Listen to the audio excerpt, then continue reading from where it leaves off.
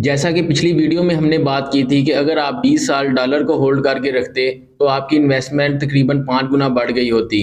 और इसी तरह अगर आप 20 साल गोल्ड को होल्ड करके रखते तो आपकी इन्वेस्टमेंट तकरीबन 26 टाइम बढ़ गई होती। जैसा कि डॉलर और गोल्ड की कीमत को एग्जैक्ट फिगर्स में बताया जा सकता है कि आज से 20 साल पहले डॉलर और गोल्ड की कीमत क्या थी और आज डॉलर और गोल्ड की कीमत क्या है। लेकिन प्रॉपर्टी की कीमतों को इस तरह से एक्सप्लेन करना कदरे मुश्किल है, क्योंकि आप किसी भी शहर में चले जाएं, उसके किसी भी एरिए में प्रॉपर्टी की कीमत एक जैसी नहीं होती।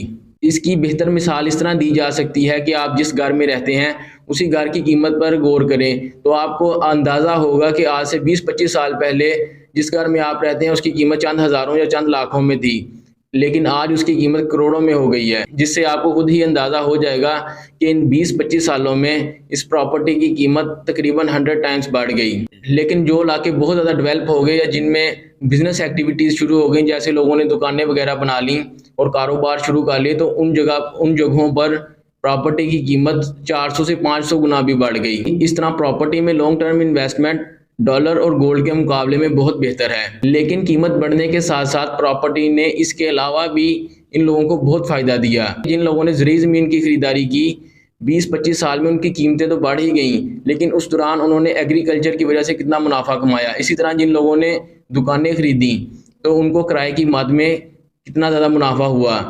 इसी तरह जिन लोगों ने मकान या फ्लैट्स वगैरह लिए उन कीमतें उनकी भी बढ़ गई, लेकिन इसके साथ साथ उन्होंने किराए की मद में कितना ज़्यादा मुनाफा वसूल कर लिया। लेकिन जिन लोगों ने गोल्ड और डॉलर में इन्वेस्ट किया उनको कैपिटल गेन भी कम हुआ प्रॉपर्टी के निस्बत, और इसके साथ साथ इस 20-25 साल के दौरान उनको कैपिटल गेन के अलावा भी कोई मुनाफा नहीं हुआ। इस लिहाज से प्रॉपर्टी गोल्ड और डॉलर से बहुत बेहतर है। अगर आप भी बहरिया टाउन कराची में प्रॉपर्टी से रिलेटेड किसी भी किस्म की इंफॉर्मेशन हासिल करना चाहते हैं तो आप दिए गए नंबर पर राब्ता कर सकते हैं।